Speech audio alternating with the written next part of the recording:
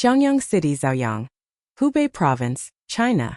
On the night of December 22, 2015, Lu Dejin, a resident of Nanqing Subdistrict in Zhaoyang City, reported to the Nanqing police station that his wife, Yao Lifang, had gone missing. According to Lu Dejin, just before 8 p.m. that evening, Yao Lifang rode her bicycle to the nearby home of her close friend surnamed Chao to borrow money. More than 3 hours passed without her returning. The family went to the Chao residence to look for her, only to be told that she had borrowed the money and left long ago. Police immediately launched a search that same night.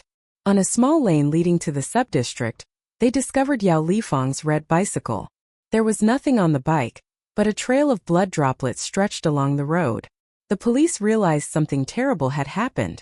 Yao Lifang was 44 years old and had a stable, loving marriage with her husband Lu Dejin. The couple were known as honest, kind-hearted people who had never made enemies. Police suspected she had been murdered, but revenge killing was essentially ruled out.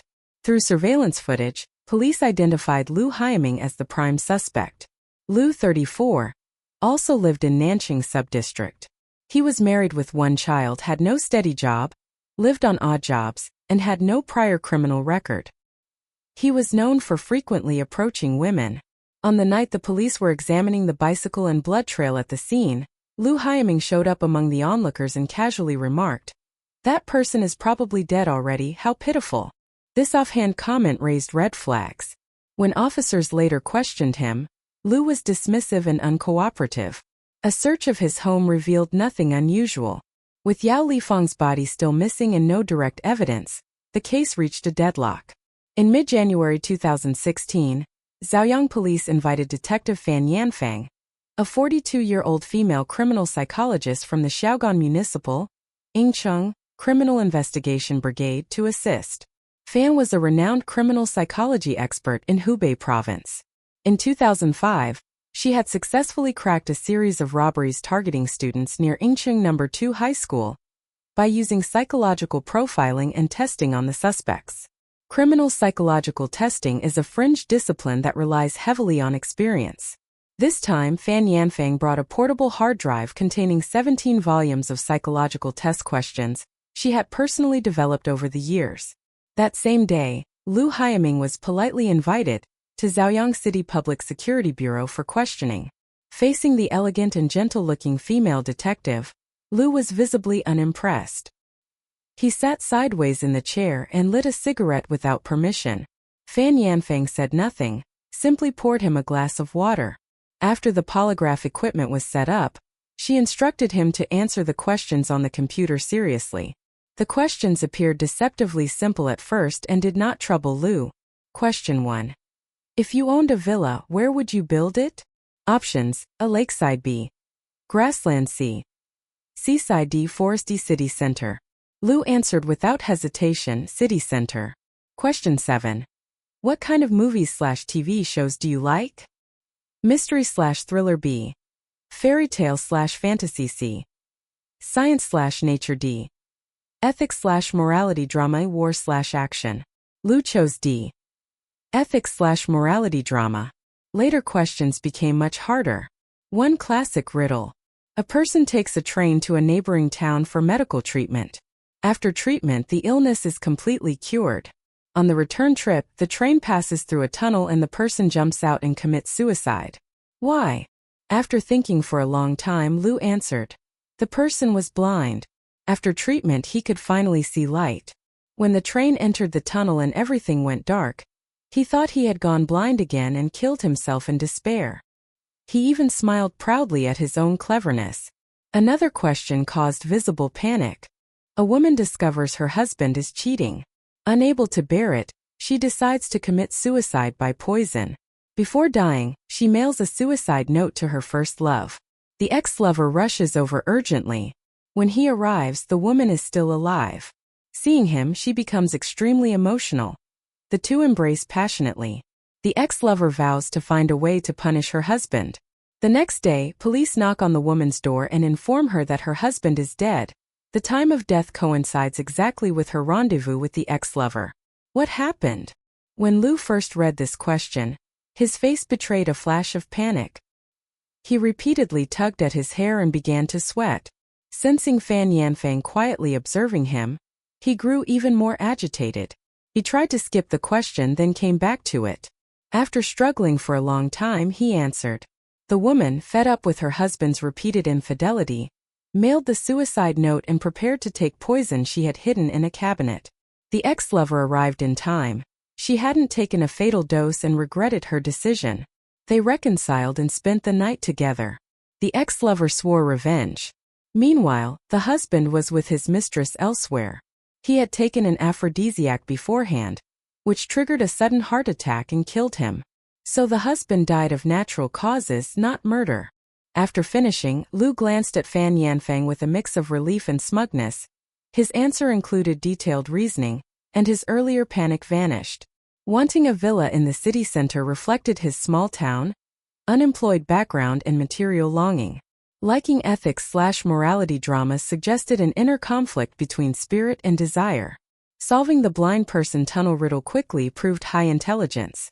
The visible panic and elaborate cover story on the cheating husband death question revealed guilty knowledge and psychological projection about alibis and unexpected death.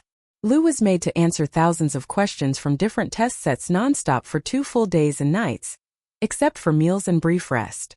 Throughout, he showed extreme emotional swings, pulling his hair, pounding his chest, wiping sweat. The polygraph recorded repeated spikes in heart rate and blood pressure.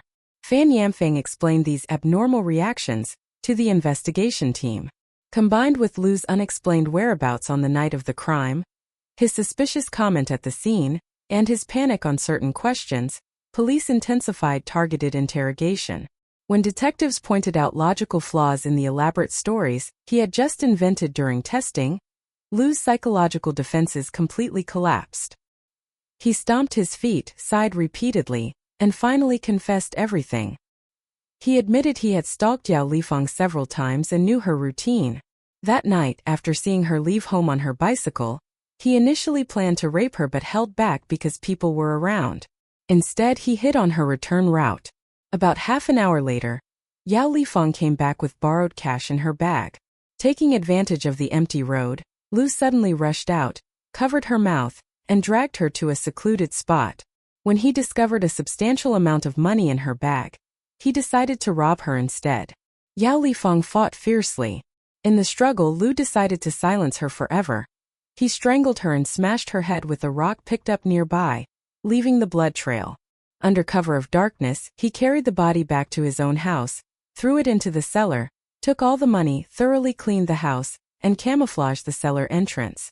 After confessing the robbery murder of Yao Lifeng, Lu's gaze lingered on Fan Yanfeng.